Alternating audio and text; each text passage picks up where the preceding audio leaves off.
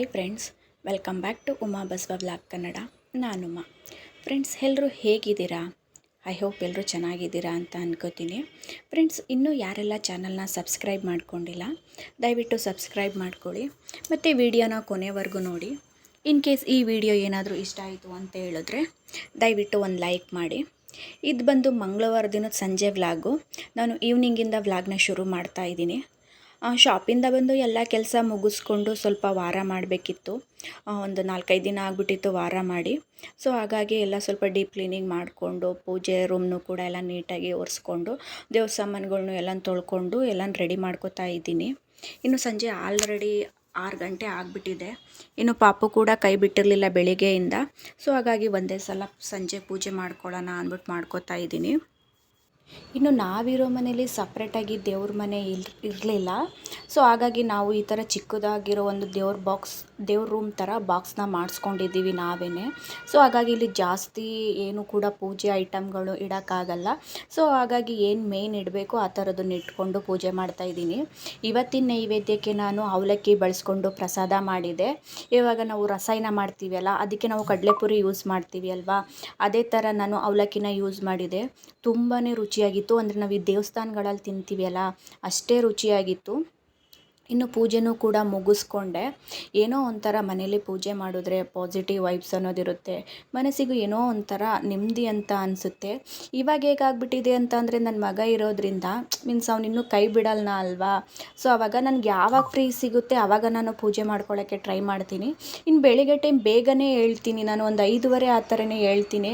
But ನನ್ನ ಜೊತೆನೇ ಅವನು ಕೂಡ ಎದ್ದುಬಿಡ್ತಾನೆ. ಆವಾಗ ಅವನಿಗೂ ನಿದ್ದೆ ಇಲ್ದಂಗೆ ಇರಲ್ಲ, ಈ ಕಡೆ ನನ್ನ ಕೆಲಸನೂ ಆಗಲ್ಲ. ಸೊ ಹಾಗಾಗಿ ಸ್ವಲ್ಪ ಫ್ರೀ ಆದಾಗ ನಾನು ಈ ಥರ ಪೂಜೆ ಮಾಡ್ಕೋತೀನಿ. ಅಂದರೆ ಅವ್ನು ಮಲಗಿದಾಗ, ಅವನೇನಾದರೂ ಇಲ್ಲ ಇನ್ ಕೇಸ್ ನನ್ನ ಹಸ್ಬೆಂಡ್ ಏನಾದರೂ ಪಾಪುನ ಎತ್ಕೊಂಡಿದ್ದಾಗ ಈ ಥರ ಕೆಲಸಗಳನ್ನ ನಾನು ಮಾಡ್ಕೋತೀನಿ. ಇನ್ನು ಪೂಜೆ ಎಲ್ಲ ಮುಗಿಸಿ ಸ್ವಲ್ಪ ಟೀನೂ ಕೂಡ ಮಾಡ್ಕೊಳ್ಳೋಣ ಅಂತ ಮಾಡ್ಕೋತಾ ಇದ್ದೀನಿ. ನಾನು ಇತ್ತೀಚೆಗೆ ಸ್ವಲ್ಪ ಟೀ ಕುಡಿಯೋದನ್ನು ಕಮ್ಮಿ ಮಾಡಿದ್ದೀನಿ. ಅಂದರೆ ಅವಾಗೆಲ್ಲ ತಿಂಡಿ ಆದ ತಕ್ಷಣ, ಊಟ ಆದ ತಕ್ಷಣ ಮಧ್ಯಾಹ್ನಕ್ಕೊಂದು ಸಲ, ಸಂಜೆಗೊಂದು ಸಲ ಆ ಥರ ಕುಡಿತಾ ಇದ್ದೆ. ಇವಾಗ ಸ್ವಲ್ಪ ಈವ್ನಿಂಗ್ ಟೈಮ್ ಮಾತ್ರ ರೂಢಿ ಮಾಡ್ಕೊಂಡಿದ್ದೀನಿ. ಇನ್ನೂ ಸ್ವಲ್ಪ ಇದನ್ನೇ ರೂಢಿ ಮಾಡಿಕೊಂಡು ಟೀನ ನಿಲ್ಲಿಸ್ಬಿಡೋಣ ಅಂತ ಟ್ರೈ ಮಾಡ್ತಾಯಿದ್ದೀನಿ. ಬಟ್ ಹೇಗಾಗುತ್ತೆ ಅಂತ ಗೊತ್ತಿಲ್ಲ. ಸೊ ಏನೋ ಗೊತ್ತಿಲ್ಲ, ಇವತ್ತು ಪಾಪು ಮನೆಯೆಲ್ಲ ಕ್ಲೀನ್ ಮಾಡಿ, ಪೂಜೆ ಮಾಡಿ, ಟೀ ಕಾಯಿಸ್ಕೊಂಡು ಕುಡಿಯೋವರೆಗೂ ಮಲಗಿದ್ನ. ಸೊ ಹಾಗಾಗಿ ಸ್ವಲ್ಪ ಈಚೆಗಡೆಗೆ ಬಂದು ಟೀನೂ ಕೂಡ ಕುಡಿತಾ ಇದ್ದೀನಿ. ಇನ್ನು ಟೀ ಎಲ್ಲ ಕುಡಿದ್ಬಿಟ್ಟು ಇವತ್ತು ನಮ್ಮದು ಅಣ್ಣಂದು ಬರ್ತ್ಡೇ ಇತ್ತು, ಅಲ್ಲಿಗೆ ಸ್ವಲ್ಪ ಹೋಗಬೇಕಿತ್ತು. ಸೊ ಹಾಗಾಗಿ ಪಾಪುನು ಕೂಡ ಮಲಗಿದ್ನ ಅಲ್ವಾ ಇನ್ನೂ. ಸೊ ಅವ್ನು ಮಲಗಿರುವಾಗಲೇ ಸ್ವಲ್ಪ ರೆಡಿ ಆಗಿಬಿಡೋಣ ಅಂತ ಹೇಳಿ ನಾನು ಕೂಡ ರೆಡಿ ಆಗ್ತಾ ಇದ್ದೀನಿ. ಸೊ ಹಸ್ಬೆಂಡ್ ಕೂಡ ಶಾಪ್ ಕ್ಲೋಸ್ ಮಾಡ್ಕೊಂಡು ಒಂದು 9 ಗಂಟೆ ಆ ಥರ ಬರ್ತೀನಿ ಅಂತ ಹೇಳಿದರು. ಸೊ ಅವ್ರು ಬರೋಷ್ಟರಲ್ಲಿ ಸುಮಾರು 9:30-10 ಗಂಟೆ ಆಗಿಬಿಡ್ತು. ಸೊ ಹಾಗಾಗಿ ನಾವು ಕೂಡ ಅಲ್ಲಿ ಕೇಕ್ ಆರ್ಡ್ರ್ ಮಾಡಿದ್ವಿ, ಅದನ್ನು ಕೂಡ ತೊಗೊಂಡು ಹೋಗೋಷ್ಟರಲ್ಲಿ 10 ಗಂಟೆ ಆಗೇ ಹೋಯಿತು. ಸೊ ನಾವು ಕೂಡ ಹೋದ್ವಿ, ಅಲ್ಲೆಲ್ಲ ಸ್ವಲ್ಪ ಸೆಲೆಬ್ರೇಟ್ ಮಾಡಿಕೊಂಡು, ಅಲ್ಲೂ ಕೂಡ ಟೈಮ್ ಸ್ಪೆಂಡ್ ಮಾಡಿಕೊಂಡು ಎಂಜಾಯ್ ಮಾಡಿಕೊಂಡು ಒಂದು ಮನೆಗೆ ಬರೋಷ್ಟರಲ್ಲಿ ಒಂದು 11 ಗಂಟೆ ಆಗೇ ಹೋಯಿತು. ಇನ್ನು ನಾವು ಮನೆಗೆ ಬರೋಷ್ಟರಲ್ಲಿ ಟೈಮ್ ಆಗಿದ್ದರಿಂದ ವಿಡಿಯೋನ ನಾನು ನಿನ್ನೆ ಎಂಡ್ ಮಾಡೋಕ್ಕಾಗಿರಲಿಲ್ಲ. ಸೊ ಹಾಗಾಗಿ ಇದು ಬುಧವಾರ ದಿನದೇ ಕಂಟಿನ್ಯೂಷನ್ ವ್ಲಾಗು. ಬೆಳಿಗ್ಗೆ ಎದ್ದು ಸ್ವಲ್ಪ ಬೇಗ ಎಲ್ಲ ಕೆಲಸಗಳನ್ನ ಮುಗಿಸ್ಕೊಂಡು ಇವಾಗ ನಾನು ಒಂದೇ ಸಲ ಅಡುಗೆಗೆ ರೆಡಿ ಮಾಡ್ತಾ ಇದ್ದೀನಿ. ಸ್ವಲ್ಪ ಚಿಕನ್ ಸಾಂಬಾರು ಮಾಡೋಣ ಅಂತೇಳ್ಬಿಟ್ಟು ಆ ಚಿಕನ್ ಕೂಡ ತೊಗೊಂಡು ಬಂದು ಅದನ್ನೆಲ್ಲ ಸ್ವಲ್ಪ ನೀಟಾಗಿ ತೊಳೆದು ಎತ್ತಿಟ್ಕೋತಾ ಇದ್ದೀನಿ. ನಾನು ಮನೇಲಿ ಸ್ವಲ್ಪ ಚಿಕನ್ ಮಾಡಿ ಒಂದು ವಾರನೇ ಆಗಿಬಿಟ್ಟಿತ್ತು, ಮಾಡಿರಲಿಲ್ಲ. ಸಂಡೇ ಸ್ವಲ್ಪ ಹಸ್ಬೆಂಡು ಮಂಡ್ಯದಲ್ಲಿ ಕೆಲಸ ಇದೆ ಅಂತ ಹೇಳಿ ಹೋಗಿದ್ರು. ಸೊ ಅವರು ಕೂಡ ಬರೋದು ಲೇಟ್ ಆಗೋಯ್ತು. ಸೊ ನಾನು ಒಬ್ಳಿಗೆ ಏನು ಅಂದ್ಬಿಟ್ಟು ನಾನು ಕೂಡ ಮಾಡ್ಕೊಂಡಿರಲಿಲ್ಲ. ಅದಕ್ಕೆ ಇವತ್ತು ಮಾಡ್ಕೊಳ್ಳೋಣ ಅಂತ ಮಾಡ್ತಾಯಿದ್ದೀನಿ, ಸಾಂಬಾರು ಮಾಡೋಣ ಅಂತ. ಇನ್ನು ಇವತ್ತು ಬಿಟ್ಟರೆ ನಾನು ಇನ್ನೊಂದು 15 ಡೇಸ್ ತಿನ್ನೋಕ್ಕಾಗಲ್ಲ. ಯಾಕಂತ ಹೇಳಿದ್ರೆ ಇನ್ನು ಗುರುವಾರ ನಾಳೆ ತಿನ್ನಲ್ಲ. ಇನ್ನು ಶುಕ್ರವಾರ ದಿನ ಊರಿಗೆ ಹೋಗೋಣ ಅಂತ ಡಿಸೈಡ್ ಮಾಡಿದ್ದೀನಿ. ಯಾಕಂತ ಹೇಳಿದ್ರೆ ಊರಲ್ಲಿ ಶನಿ ಮಹಾತ್ಮ ದೇವ್ರ ಸ್ಥಾನದಲ್ಲಿ ನಾಗರಕಲ್ಲು ಇದೆಯಲ್ಲ, ಅದನ್ನು ಪ್ರತಿಷ್ಠಾಪನೆ ಮಾಡ್ತಾರಂತೆ ಹೊಸದಾಗಿ. ಸೊ ಹಾಗಾಗಿ ಶುಕ್ರವಾರ ದಿನ ಎಲ್ಲ ದೇವ್ರುಗಳು, ಬಸವಪ್ಪಗಳು ಎಲ್ಲ ಬರುತ್ತೆ. ಮೆರವಣಿಗೆ, ಪೂಜೆ ಎಲ್ಲ ಶುಕ್ರವಾರ ಸಂಜೆ ಇರುತ್ತೆ, ಹೂವಂಬಾಳೆ ಆ ಥರ ಎಲ್ಲ. ಮತ್ತು ಇನ್ನು ಶನಿವಾರ ಬೆಳಿಗ್ಗೆನೇ ಪೂಜೆ ಎಲ್ಲ ಮುಗಿಸ್ಕೊಂಡು ಪರ ಅಂತ ಹೇಳಿದ್ರೆ ಅನ್ನ ಸಂತರ್ಪಣೆ ಅಂತ ಹೇಳ್ತಾರಲ್ಲ, ಅದನ್ನು ಕೂಡ ಮಾಡ್ತಾರೆ. ಇನ್ನು ಭಾನುವಾರ ದಿನ ನಾವು ರಿಟರ್ನ್ ಬರ್ತೀವಿ. ಇನ್ನು 48 ದಿನ ಆಗೋವರೆಗೂ ಊರಲ್ಲಿ ನಾನ್ ವೆಜ್ ಮಾಡಲ್ಲ. ಲಾಸ್ಟ್ ಇಯರೇ ಹೊಸ್ದಾಗಿ ದೇವಸ್ಥಾನ ಉದ್ಘಾಟನೆ ಮಾಡಿದರು. ಲಾಸ್ಟ್ ಇಯರು ಅಂತ ಹೇಳಿದ್ರೆ ನಾನು ಪ್ರೆಗ್ನೆಂಟ್ ಇದ್ದಿದ್ದರಿಂದ ಹೋಗೋಕ್ಕಾಗಿರಲಿಲ್ಲ. ನನಗೆ ಈ ಥರ ದೇವ್ರ ಕಾರ್ಯಗಳಿಗೆ ನನಗೆ ಹೋಗಬೇಕು ಅಂದರೆ ತುಂಬಾ ಇಷ್ಟ. ಸೊ ಹಂಗಾಗಿ ಈ ವರ್ಷ ಮಿಸ್ ಮಾಡ್ಕೋಬಾರ್ದು ಅಂತ ಶುಕ್ರವಾರ ದಿನವೇ ಹೋಗಬೇಕು ಅಂತ ಪ್ಲ್ಯಾನ್ ಮಾಡ್ಕೊಂಡಿದ್ದೀನಿ. ಸೊ ಹಂಗಾಗಿ ಇನ್ನು ಶುಕ್ರವಾರ ದಿನ ಅಂತ ಹೋದರೆ ಇನ್ನು ಶನಿವಾರ ದಿನ ಅಲ್ಲೆಲ್ಲ ಪೂಜೆ ಇರುತ್ತೆ. ಇನ್ನು ನಾಗರಕಲ್ಲೆಲ್ಲ ಪೂಜೆ ಪ್ರತಿಷ್ಠಾಪನೆ ಮಾಡಿದ್ಮೇಲೆ 48 ದಿನ ಊರಲ್ಲಿ ನಾನ್ ವೆಜ್ ಮಾಡೋ ಹಾಗಿಲ್ಲ. ಇನ್ನು ಭಾನುವಾರ ದಿನ ರಿಟರ್ನ್ ಬಂದುಬಿಡ್ತೀವಿ. ಇನ್ನು ಭಾನುವಾರ ದಿನ ರಿಟರ್ನ್ ಬಂದು ಅಲ್ಲೆಲ್ಲ ಫುಲ್ಲು ಸುಸ್ತಾದಂಗೆ ಆಗಿರ್ತದೆ, ಯಾವತ್ತೂ ಕೂಡ ಮಾಡ್ಕೊಳ್ಳೋಕ್ಕಾಗಲ್ಲ. ಇನ್ನು ದೇವಸ್ಥಾನಕ್ಕೆಲ್ಲ ಹೋಗಿ ಬಂದಿರ್ತೀವಿ ಅಲ್ವಾ, ಸೊ ನಾನ್ ವೆಜ್ ಎಲ್ಲ ತಿನ್ನಬೇಕು ಅಂತ ಅನಿಸಲ್ಲ. ಇನ್ನು ಸೋಮವಾರ ಮಂಗಳವಾರ ಅಂತೂ ನಾವು ತಿನ್ನಲ್ಲ. ಇನ್ನು ಬುಧವಾರ ದಿನ ಶಿವರಾತ್ರಿ ಹಬ್ಬ. ಶಿವರಾತ್ರಿ ಹಬ್ಬದ ಒಂದು ವಾರದವರೆಗೂ ವಾರ ತುಂಬೋವರೆಗೂ ಮನೇಲಿ ನಾನ್ ವೆಜ್ ಮಾಡೋ ಹಾಗಿಲ್ಲ ಅಂತ ಹೇಳ್ಬಿಟ್ಟು ಇವತ್ತೇ ಮಾಡ್ಕೊಳ್ಳೋಣ ಅಂತ ಬೆಳಿಗ್ಗೆ ಊಟಕ್ಕೇ ರೆಡಿ ಮಾಡ್ತಾ ಇದ್ದೀನಿ. ಸೊ ಹಾಗಾಗಿ ಒಂದು ಅರ್ಧ kg ತಂದಿದೆ. ಸೊ ಅದನ್ನೆಲ್ಲ ಸ್ವಲ್ಪ ನೀಟಾಗಿ ಉಪ್ಪು ಅರಿಶಿನ ಎಲ್ಲ ಹಾಕ್ಕೊಂಡು ನೀಟಾಗಿ ತೊಳೆದಿಟ್ಟಿಟ್ಕೋತಾ ಇದ್ದೀನಿ. ಅದನ್ನೆಲ್ಲ ತೊಳೆದು ನೀರು ಸೋರಾಕೋಕ್ಕೆ ಎತ್ತಿಟ್ಟಿದ್ದೀನಿ. ಸ್ವಲ್ಪ ನೀರೆಲ್ಲ ನೀಟಾಗಿ ಸೋರಲಿ ಅಂತ ಹೇಳ್ಬಿಟ್ಟು. ಮತ್ತು ಈ ಕಡೆ ಮಸಾಲೆ ರುಬ್ಬೋಕ್ಕೂ ಕೂಡ ರೆಡಿ ಮಾಡ್ಕೋತಾ ಇದ್ದೀನಿ. ಇಲ್ಲಿ ಒಂದು ಅರ್ಧ ಹಿಡಿಯಷ್ಟು ಕೊತ್ತಂಬರಿ ಸೊಪ್ಪು ಹಾಕ್ಕೊಂಡಿದ್ದೀನಿ. ಮತ್ತು ಒಂದು ಅರ್ಧ ಹಿಡಿಯಷ್ಟು ಪುದೀನ ಸೊಪ್ಪನ್ನು ಕೂಡ ಹಾಕ್ಕೊಂಡು ಇದಕ್ಕೆ 1 ಗೆಡ್ಡೆ ಬೆಳ್ಳುಳ್ಳಿನ ಹಾಕೋತಾ ಇದ್ದೀನಿ. ಬೆಳ್ಳುಳ್ಳಿ ಮತ್ತು ಶುಂಠಿನ ನಾನು ಸ್ವಲ್ಪ ಜಾಸ್ತಿನೇ ಯೂಸ್ ಮಾಡ್ತಾ ಇದ್ದೀನಿ. ಮತ್ತು ಇಲ್ಲಿ ಸ್ವಲ್ಪ ಒಂದು 4-5 ಇಂಚು ಶುಂಠಿನೂ ಕೂಡ ಆ್ಯಡ್ ಮಾಡಿಕೊಂಡು ಖಾರಕ್ಕೆ ಅನುಗುಣವಾಗಿ ನಾನು ಮೆಣಸಿನ್ಕಾಯಿ ಕೂಡ ಹಾಕ್ಕೊಂಡಿದ್ದೀನಿ. ಇಲ್ಲಿ ಒಂದು 3 ಮೆಣಸಿನ್ಕಾಯಿ ಕೂಡ ತೊಗೊಂಡಿದ್ದೀನಿ. ಮತ್ತು ಇದಕ್ಕೆ ನೀರನ್ನ ಆ್ಯಡ್ ಮಾಡಿಕೊಂಡು ಫುಲ್ಲು ನೈಸ್ಗೆ ನಾನು ಪೇಸ್ಟ್ ಮಾಡ್ಕೋತಾ ಇದ್ದೀನಿ. ಇಲ್ಲಿ ನಾನು 2 ಥರ ಮಸಾಲೆನ ನಾನು ಯೂಸ್ ಮಾಡ್ತೀನಿ. ಸೊ ಹಾಗಾಗಿ ಫಸ್ಟು ಈ ಥರ ಮಸಾಲೆನ ಯೂಸ್ ಮಾಡಿಕೊಂಡು ಫುಲ್ಲು ನೈಸ್ಗೆ ನಾನು ಮಸಾಲೆನ ರುಬ್ಕೊಂಡು ಬಂದಿದ್ದೀನಿ. ಈ ಚಿಕನ್ ಸಾಂಬಾರಂತೂ ತುಂಬಾ ರುಚಿಯಾಗಿರುತ್ತೆ. ಮುದ್ದೆಗಾಗಿರ್ಬೋದು, ಚಪಾತಿಗಾಗಿರ್ಬೋದು, ರೊಟ್ಟಿಗೆ, ಬಿಸಿ ಬಿಸಿ ಅನ್ನಕ್ಕೆ ತುಂಬಾ ರುಚಿಯಾಗಿರುತ್ತೆ. ಮತ್ತು ಈ ಕಡೆ ನಾನಿಲ್ಲಿ ಸ್ಟವ್ನ ಆನ್ ಮಾಡಿ ಒಂದು ಪಾತ್ರೆ ಹಾಕ್ಕೊಂಡು ಪಾತ್ರೆನ ಕಾಯೋಕ್ಕೆ ಎತ್ತಿಟ್ಕೊಂಡಿದ್ದೀನಿ. ಪಾತ್ರೆ ಕಾದಾದಮೇಲೆ ಒಂದು 2 ಟೇಬಲ್ ಸ್ಪೂನ್ ಎಣ್ಣೆನೂ ಕೂಡ ಹಾಕ್ಕೊಂಡು ಎಣ್ಣೆನೂ ಕೂಡ ಬಿಸಿ ಆದಮೇಲೆ ಇದಕ್ಕೆ ಒಂದು ಈರುಳ್ಳಿನ ಕಟ್ ಮಾಡಿ ಎತ್ತಿಟ್ಕೊಂಡಿದ್ದೆ, ಅದನ್ನು ಕೂಡ ಹಾಕ್ಕೊಂಡು ಅದು ಸ್ವಲ್ಪ ಎಣ್ಣೆಲಿ ಹಸಿ ವಾಸನೆ ಹೋಗೋವರೆಗೂ ಕೂಡ ಫ್ರೈ ಮಾಡ್ಕೋತಾ ಇದ್ದೀನಿ. ಇದಕ್ಕೆ ನಾನು ಟೊಮೊಟೊ ಹಣ್ಣು, ಈರುಳ್ಳಿ ಏನು ಕೂಡ ಆ್ಯಡ್ ಮಾಡ್ತಾ ಇಲ್ಲ, ಜಸ್ಟ್ ಈರುಳ್ಳಿ ಅಷ್ಟೇ ಹಾಕ್ಕೊಂಡಿರೋದು. ಇದು ಕೂಡ ಎಲ್ಲ ಎಣ್ಣೆಲಿ ಫ್ರೈ ಆದಮೇಲೆ ನಾನು ಈ ಕಡೆ ಚಿಕನ್ ಎತ್ತಿಟ್ಕೊಂಡಿದ್ನಲ್ಲ ಅದನ್ನು ಕೂಡ ಆ್ಯಡ್ ಮಾಡ್ಕೋತಾ ಇದ್ದೀನಿ. ಚಿಕನ್ ಸಾಂಬಾರಲ್ಲೇ ತುಂಬಾ ವೆರೈಟಿ ಸಾಂಬಾರನ್ನು ಮಾಡ್ಬೋದು. ನಾನು ಇವತ್ತೊಂದು ಸ್ವಲ್ಪ ಡಿಫ್ರೆಂಟಾಗಿ ಮಾಡ್ತಾಯಿದ್ದೀನಿ. ನೀವು ಒಂದು ಸಲ ಈ ಥರ ಮಾಡಿ ನೋಡಿ, ಯಾವ ಥರ ಬಂತು ಅಂತ ನನಗೆ ಕಾಮೆಂಟಲ್ಲಿ ತಿಳಿಸಿ.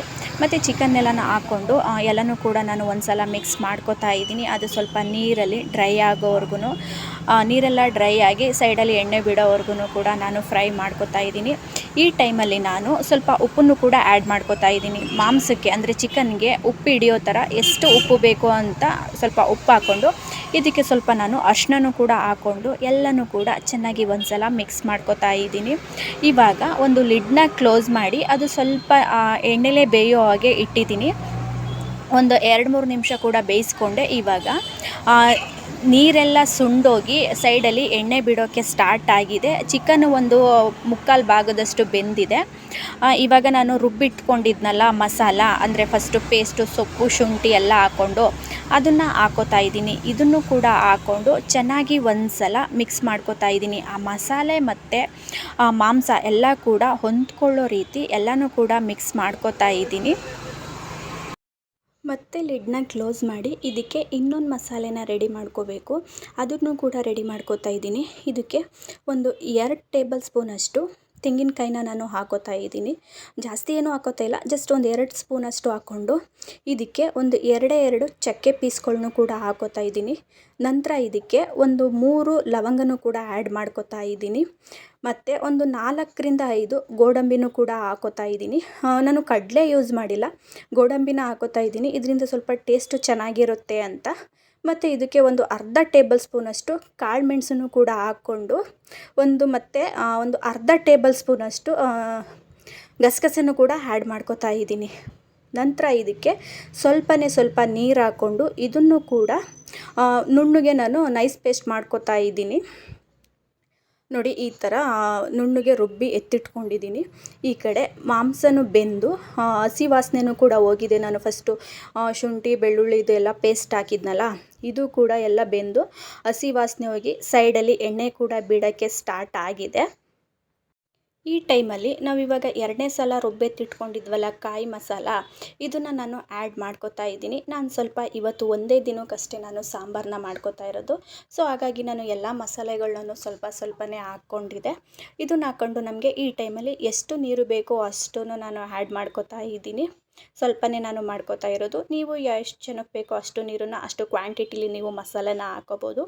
ಇದನ್ನ ಹಾಕ್ಕೊಂಡು ಚೆನ್ನಾಗಿ ಒಂದು ಸಲ ಮಿಕ್ಸ್ ಮಾಡ್ಕೋತಾ ಇದ್ದೀನಿ. ಈ ಟೈಮಲ್ಲಿ ಇದಕ್ಕೆ ನಾನು ಮನೇಲೇ ಮಾಡಿರೋ ಮಾಂಸ ಸಾಂಬಾರು ಪೌಡ್ರನ್ನ ನಾನು ಆ್ಯಡ್ ಮಾಡ್ಕೋತಾ ಇದ್ದೀನಿ. ಒಂದು 2 ಟೇಬಲ್ ಸ್ಪೂನಷ್ಟು ಮಾಂಸ ಸಾಂಬಾರು ಪೌಡ್ರನ್ನ ಹಾಕೋತಾ ಇದ್ದೀನಿ. ಇನ್ ಕೇಸ್ ಮಾಂಸ ಸಾಂಬಾರು ಪೌಡ್ರ್ ಇಲ್ಲ ಅಂತ ಹೇಳಿದ್ರೆ 1-2 ಟೇಬಲ್ ಸ್ಪೂನು ಧನಿಯಾ ಪೌಡ್ರು ಮತ್ತು 1-2 ಟೇಬಲ್ ಸ್ಪೂನು ಅಚ್ಕಾರದ ಪುಡಿ ಹಾಕ್ಕೊಂಡ್ರೆ ಅದು ಕೂಡ ತುಂಬಾ ಚೆನ್ನಾಗಿರುತ್ತೆ. ನಂತರ ಇದನ್ನೆಲ್ಲ ಒಂದು ಸಲ ಮಿಕ್ಸ್ ಮಾಡಿ ಒಂದು ಕುದಿಸ್ಕೊತಾ ಇದ್ದೀನಿ. ಸಾಂಬಾರು ಫೈನಲಿ ರೆಡಿ ಆಗಿದೆ. ಎಲ್ಲ ಕೂಡ ಮಾಂಸ ಎಲ್ಲ ಬೆಂದಿದೆ. ಈ ಟೈಮಲ್ಲಿ ಸ್ವಲ್ಪ ಉಪ್ಪು ಬೇಕು ಅಂತ ಹೇಳಿದ್ರೆ ಉಪ್ಪನ್ನು ಕೂಡ ಆ್ಯಡ್ ಮಾಡ್ಕೋಬೋದು. ನಾನು ಮಾಂಸ ಉರಿಯೋಕೆ ಹಾಕೊಂಡಿದ್ದೆ ಅಷ್ಟೇ, ನಂತರ ನಾನು ಹಾಕ್ಕೊಂಡಿಲ್ಲ. ಏಕೆಂದರೆ ಮಾಂಸ ಕರೆಕ್ಟಾಗಿ ಒಂದು ಸ್ಟೇಜಲ್ಲಿದೆ. ಸೊ ಹಾಗಾಗಿ ನಾನು ಸ್ವಲ್ಪ ಇಲ್ಲಿ ಲಾಸ್ಟಲ್ಲಿ ಕುಡ್ಲೂ ಕೂಡ ಹಾಕ್ತಾಯಿದ್ದೀನಿ. ಕಬ್ಬನ್ನ ಕಾಯಿಸಿ ಇಟ್ಕೊಂಡಿದ್ದೆ, ಅದನ್ನು ಕೂಡ ಹಾಕ್ತಾಯಿದ್ದೀನಿ. ನಾವು ಯಾವಾಗಲೂ ನಾನ್ ವೆಜ್ ಮಾಡಿದ್ರೆ ಈ ಥರ ಹಾಕ್ತಾನೆ ಇರ್ತೀವಿ, ಸ್ವಲ್ಪ ಏನಾದರೂ ಕಾಲ್ದುಳ ಆಗಿರುತ್ತೆ ಅಂತ ಹೇಳ್ಬಿಟ್ಟು. ಸೊ ಇದಕ್ಕೆ ಒಂದು ಸ್ವಲ್ಪ ಕೊತ್ತಂಬರಿ ಸೊಪ್ಪನ್ನು ಕೂಡ ಆ್ಯಡ್ ಮಾಡಿಕೊಂಡು ಇದಕ್ಕೆ ಒಂದು ಅರ್ಧ ನಿಂಬೆಹಣ್ಣಷ್ಟು ನಿಂಬೆ ಹುಳಿ ರಸನೂ ಕೂಡ ಹಾಕೋತಾ ಇದ್ದೀನಿ, ಟೇಸ್ಟು ಚೆನ್ನಾಗಿರುತ್ತೆ ಅಂತ ಹೇಳ್ಬಿಟ್ಟು. ಫೈನಲಿ ಸಾಂಬಾರು ಕೂಡ ರೆಡಿ ಆಯಿತು. ಮತ್ತು ನಾನಿಲ್ಲಿ ಏನೇನು ಅಡುಗೆ ಮಾಡಿದ್ದೀನಿ ಅಂತ ಹೇಳಿದ್ರೆ ಚಿಕನ್ ಸಾಂಬಾರು, ಯಾವಾಗಲೇ ಹೇಳಿದ್ನಲ್ಲ, ಚಿಕನ್ ಸಾಂಬಾರು ಕೂಡ ಮಾಡ್ಕೊಂಡಿದ್ದೀನಿ. ಮತ್ತು ಇದಕ್ಕೆ ಸ್ವಲ್ಪ ಫ್ರೂಟ್ ಸಲಾಡ್ ಕೂಡ ಮಾಡ್ಕೊಂಡಿದ್ದೆ. ಇವಾಗ ಸ್ವಲ್ಪ ಬಿಸಿಲಲ್ವಾ, ಸೊ ಹಾಗಾಗಿ ಏನಾದರೂ ತಂಪಾಗಿರೋದು, ಏನಾದ್ರು ಕೂಲಾಗಿರೋದು ತಿನ್ನಬೇಕು ಅಂತ ಅನಿಸುತ್ತೆ ಅಲ್ವಾ. ಸೊ ಹಾಗಾಗಿ ಮನೇಲೇ ಸ್ವಲ್ಪ ಫ್ರೂಟ್ ಸಲಾಡ್ ಕೂಡ ಮಾಡ್ಕೊಂಡಿದ್ದೆ. ಮತ್ತು ಸ್ವಲ್ಪ ಸಲಾಡು ಮಾಮೂಲಿ ಈರುಳ್ಳಿ ಅವೆಲ್ಲ ಸೌತೆಕಾಯಿ ಅದನ್ನು ಕೂಡ ಕಟ್ ಮಾಡಿ ಎತ್ತಿಟ್ಕೊಂಡಿದ್ದೆ. ಮತ್ತು ರೈಸು ಕೂಡ ಮಾಡಿದ್ದೀನಿ. ಮತ್ತು ನಾನ್ ವೆಜ್ ಅಂದರೆ ಮುದ್ದೆ ಇರಲೇಬೇಕಲ್ವಾ, ಮುದ್ದೆನೂ ಕೂಡ ಮಾಡಿಕೊಂಡು ಸ್ವಲ್ಪ ಮಜ್ಜಿಗೆನೂ ಕೂಡ ಮಾಡ್ಕೊಂಡಿದ್ದೆ. ಮತ್ತು 1-2 ಮೊಟ್ಟೆನೂ ಕೂಡ ಬೇಯಿಸಿದೆ, ಮನೇಲಿತ್ತು. ಸೊ ಅದನ್ನು ಕೂಡ ಬೇಯಿಸಿದೆ. ಸೊ ಫೈನಲಿ ಅಡುಗೆ ಆಗೋಷ್ಟರಲ್ಲಿ 11:30 ಆಗೇ ಹೋಯಿತು. ಮಧ್ಯಾಹ್ನದ ಊಟ ಮತ್ತು ಬೆಳಿಗ್ಗೆ ಊಟ ಒಂದೇ ಸಲ ತಿಂದಂಗಾಯಿತು. ಊಟ ಅಂತೂ ತುಂಬಾ ರುಚಿಯಾಗಿತ್ತು. ಇನ್ನು ನಾನು ಊಟ ಮಾಡಿಬಿಟ್ಟು, ನಾವು ಯೂಶ್ವಲಿ ಅಂಗಡಿಗೆ ನಾವು ನಾನ್ ವೆಜ್ ತಗೊಂಡು ಹೋಗಲ್ಲ. ಇನ್ನು ನಾನು ಊಟ ಮಾಡಿಕೊಂಡು ಹಸ್ಬೆಂಡ್ನು ಕೂಡ ಊಟಕ್ಕೆ ಕಳಿಸ್ಬೇಕು. ಸೊ ಹಾಗಾಗಿ ಸ್ವಲ್ಪ ಬೇಗ ಬೇಗ ಊಟನ ತಿನ್ಕೊಳ್ಳೋಣ ಅಂತ ಮಾಡ್ತಾಯಿದ್ದೀನಿ. ಸೊ ವಿಡಿಯೋನ ಕೊನೆವರೆಗೂ ನೋಡಿದ್ದೀರಾ ಅಂತ ಅನ್ಕೋತೀನಿ. ಇನ್ ಕೇಸ್ ಈ ವಿಡಿಯೋ ಏನಾದರೂ ಇಷ್ಟ ಆಯಿತು ಅಂತ ಹೇಳಿದ್ರೆ ದಯವಿಟ್ಟು ಒಂದು ಲೈಕ್ ಮಾಡಿ, ಮತ್ತು ನಿಮ್ಮ ಫ್ರೆಂಡ್ಸು ಫ್ಯಾಮಿಲಿಗೂ ಶೇರ್ ಮಾಡಿ. ಮತ್ತು ಇನ್ನೂ ಯಾರೆಲ್ಲ ಚಾನಲ್ನ ಸಬ್ಸ್ಕ್ರೈಬ್ ಮಾಡ್ಕೊಂಡಿಲ್ಲ ದಯವಿಟ್ಟು ಸಬ್ಸ್ಕ್ರೈಬ್ ಮಾಡ್ಕೊಳ್ಳಿ ಫ್ರೆಂಡ್ಸ್.